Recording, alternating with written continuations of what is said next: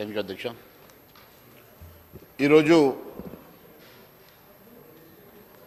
తెలంగాణ రాష్ట్రంలో 15 minutes please. Telangana రాష్ట్రంలో అవకతవకల అక్రమాల ధరణి పోర్టల్ని మేము దిద్దుబాటు చేస్తామని చెప్పేసి పిసిసి అధ్యక్షులుగా ఉన్నప్పుడు రేవంత్ రెడ్డి గారు చెప్పినటువంటి మాట నేను గుర్తు చేస్తూ ఉన్నాను. దీంట్లో ఎన్నో అవకతవకలు జరిగినాయని, లక్షల ఎకరాల భూమి మటుమాయమైందని చెప్పేసి గతంలో ఎన్నోసార్లు చెప్పారు. ధరణి పోర్టళ్ళు అప్పటి కేసీఆర్ సర్కార్ నవంబర్ 29, 2020 ప్రారంభించి అప్పటి నుంచి 3 ఏళ్ల కాలంలో దాదాపు లక్షల ఎకరాల బీఆర్ఎస్ లీడర్లు పేద రైతులను బెదిరించి తమ పేర్ల మీద రిజిస్ట్రేషన్ చేస్తున్నట్లు అప్పుడు ఆరోపణలు వచ్చాయి.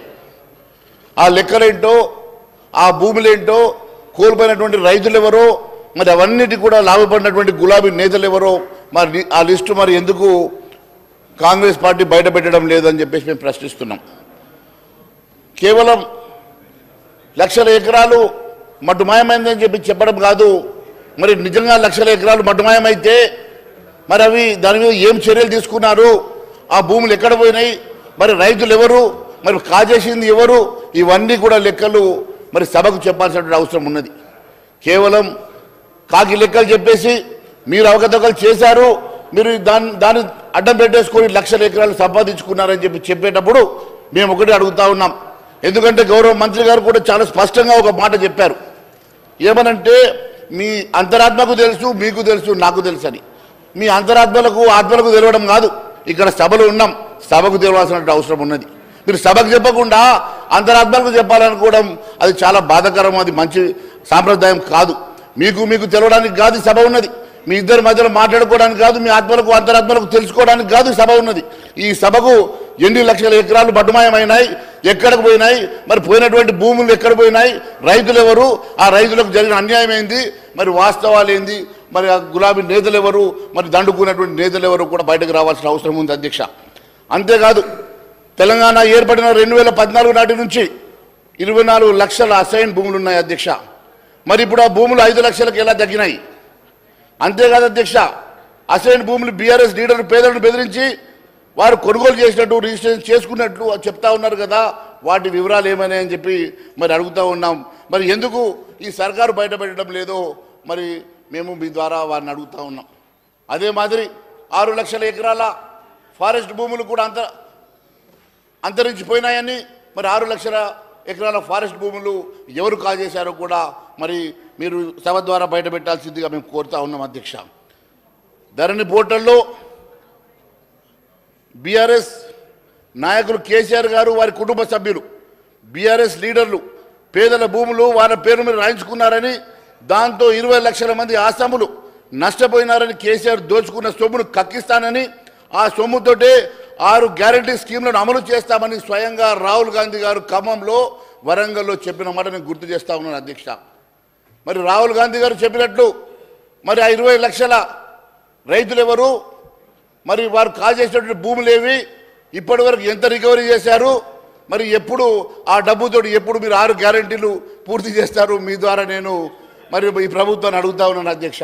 ఎందుకంటే ఇది చిన్న కుంభకోణం కాదు అధ్యక్ష, ప్రపంచంలోనే అతిపెద్ద కుంభకోణంగా 2 లక్షల కోట్ల రూపాయలు దీని ద్వారా గత ప్రభుత్వం కాజేసినట్టుగా ఆరోపణలు వచ్చినప్పుడు మరి ఎందుకు మీరు దీన్ని సిబిఐకి ఇవ్వడానికి వెనుకంజ వేస్తూ ఉన్నారు, ఎందుకు సిబిఐకి ఇవ్వడం లేదని చెప్పి నేను మీ ద్వారా అడుగుతా ఉన్నాను అధ్యక్ష.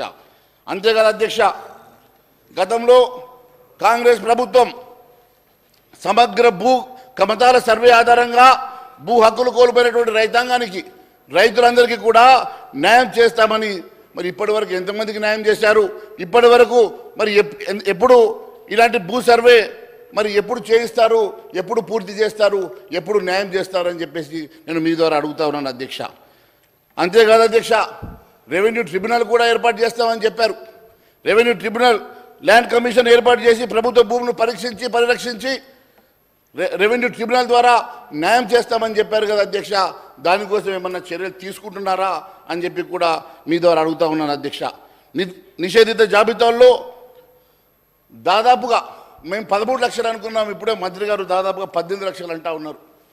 మరి 18 లక్షల ఎకరాల భూమి మరి పార్ట్ బిలో పెడితే మరి ఎందుకు చర్యలు తీసుకుంటలేరు? ఎప్పటికల్లా చర్యలు తీసుకుంటారు? ఎప్పటికల్లా మరి అవన్నీ కూడా సాల్వ్ చేస్తారో?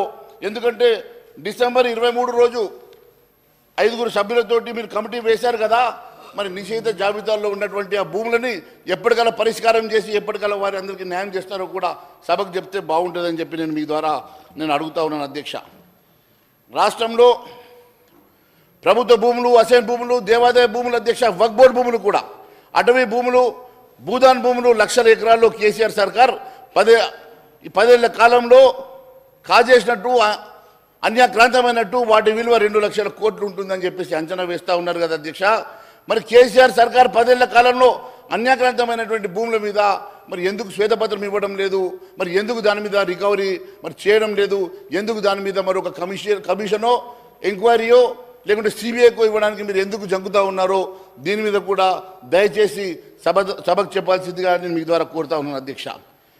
మరి దేశంలోనే చరిత్రాత్మకమైన అతిపెద్ద కుంభకోణమైనటువంటి మరి 2 లక్షల కోట్ల రూపాయల కుంభకోణమైనటువంటి ఈ ధరణి పోర్టల్, దాని మీద మీకు ఎందుకు ఇంకా 7 నెలలైనా కూడా చర్యలు ఎందుకు తీసుకోలేకపోతా ఉన్నారు?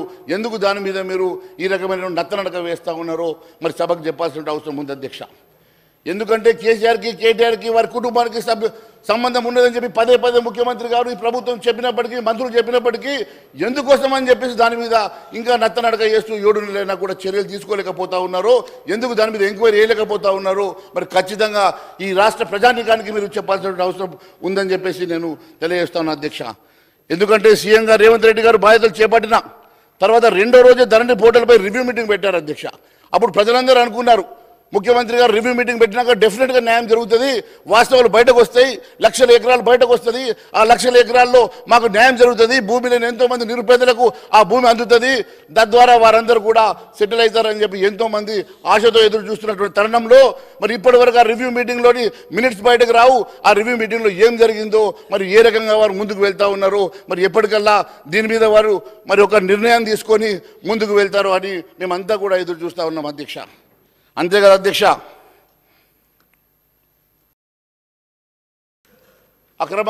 అక్రమాలు పాటుపడి దోషులుగా ఉన్న వారి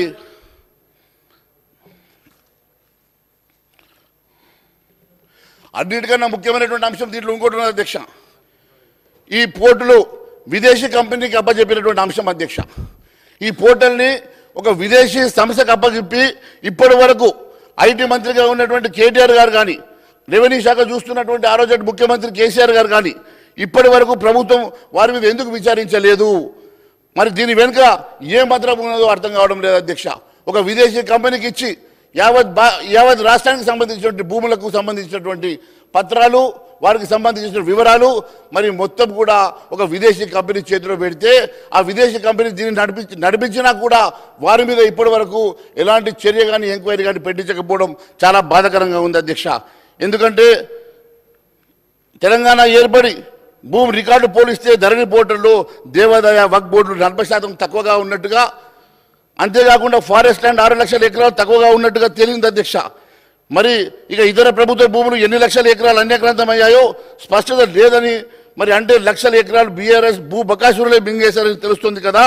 మరి అలాంటి వారిని పట్టుకోవడానికి కాంగ్రెస్ సర్కార్ ఎందుకు మరి వెనుకంజ వేస్తూ ఉన్నది? ఎందుకు దాని మీద మరి నిర్ణయాన్ని దాటవేస్తూ ఉన్నదో ఈ ప్రజానీకానికి చెప్పాల్సిన అవసరం ఉంది అధ్యక్ష. ధరణి పోర్టల్ నిర్వహిస్తున్నటువంటి ఫల్కాన్ సంస్థ ఒక విదేశీ కంపెనీ అధ్యక్ష.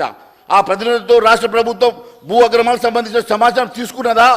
మరి నిషేధిత జాబితాల్లో 2020 నవంబర్లో ఉన్నటువంటి భూములెన్ని, 2023 నవంబర్ నాటికి ఉన్నటువంటి భూములెన్ని, మరి ఎన్ని లక్షల ఎకరాల భూములు, వాటికి సంబంధించినటువంటి రైతులు, వాటికి సంబంధించినటువంటి వివరాలు ఏందో కూడా మరి చెప్పాల్సిన అవసరం ఉన్నది అధ్యక్ష.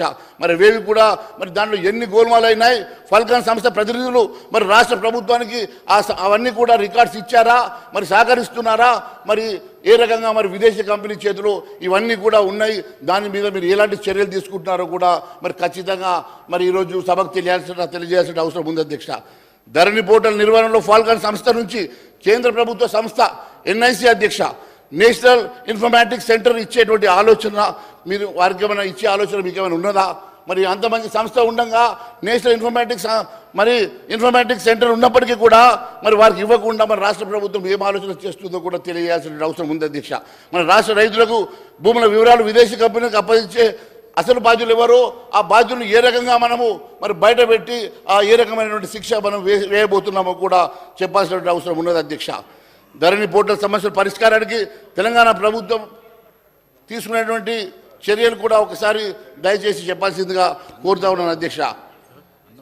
భూముల విషయంలో 2014 తర్వాత చేతరాతి పానీల నిర్వహణ మూలన పడగా మరి ఇవన్నీ కూడా 18 లక్షల ఎకరాల సమస్యలు ఉన్నట్టుగా సమాచారం ఇప్పుడే మంత్రి గారు కూడా చెప్పారు కదా. అవి కూడా మరి దయచేసి వెంటనే ఒక నిర్ణయం తీసుకోవాల్సిందిగా.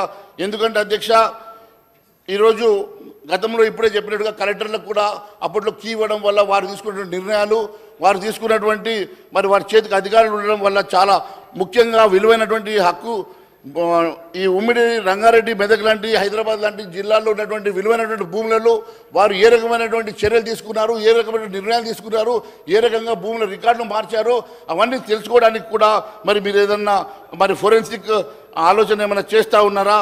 మరి దానికి మీరు ఏ రకమైన ఆలోచన చేస్తూ ఉన్నారో మరి. ఎందుకంటే అధ్యక్ష ఈ ఫోరెన్సిక్ ఆడిట్ ద్వారానే ఏ కంప్యూటర్ ఐడి ద్వారా ఏ నెట్వర్క్ సాఫ్ట్వేర్ను ఉపయోగించి హక్కులు మార్చారో, రెవెన్యూ ఉద్యోగులు బయోమెట్రిక్ ఆధారంగా పనిచేసే పోర్టల్ను ఎవరు ఎప్పుడు తెరిచారో తెలుస్తుంది. కాబట్టి మరి ఈ ఎక్స్పర్ట్స్ని మరి ఈ ప్రభుత్వం ఎందుకని నిపుణులతో కమిటీ ఏర్పాటు చేయడం లేదు, ఫోరెన్సిక్ ఆడిట్ జరిపించడం లేదు తక్షణమే తెలియజేయాలి అధ్యక్ష. ఎందుకంటే ఈ ఫోరెన్సిక్ ఆడిట్ వలన, ఆ సాఫ్ట్వేర్ వలన ఏ కలెక్టర్ గారు ఎప్పుడు ఆ సిస్టమ్ని ఆపరేట్ చేశారు, ఎప్పుడు యాక్సెస్ ఇచ్చిందో తద్వారా తెలవడం వల్ల ఏ రికార్డులు ఎప్పుడు మరి మాయ చేశారు, ఎప్పుడు చేంజ్ చేశారో తెలిసే ఆస్కారం ఉంది. కాబట్టి ఆ ఫోరెన్సిక్ ఆడిట్ కూడా మీరు చేస్తారా? అటువంటి ఆలోచన ఏమైనా ఉన్నదా?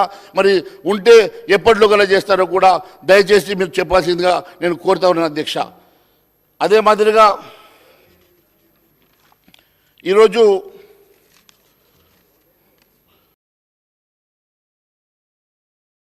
నిజంగా కూడా గత ప్రభుత్వంలో జరిగినటువంటి 2 లక్షల కోట్ల కుంభకోణం నిజమైతే, గత ప్రభుత్వం చేసినటువంటి మరి ఇంత పెద్ద అరాచకం మీరు పదే చెప్తున్నటువంటి లక్షల ఎకరాల భూమి అన్యాక్రాంతమైనటువంటి వాస్తవం అయితే మరి ఎందుకోసం అని చెప్పి మీరు సిబిఐకి ఇవ్వడం లేదు?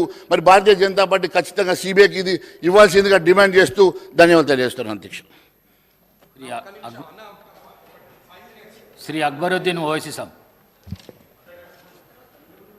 Honorable Speaker, sir.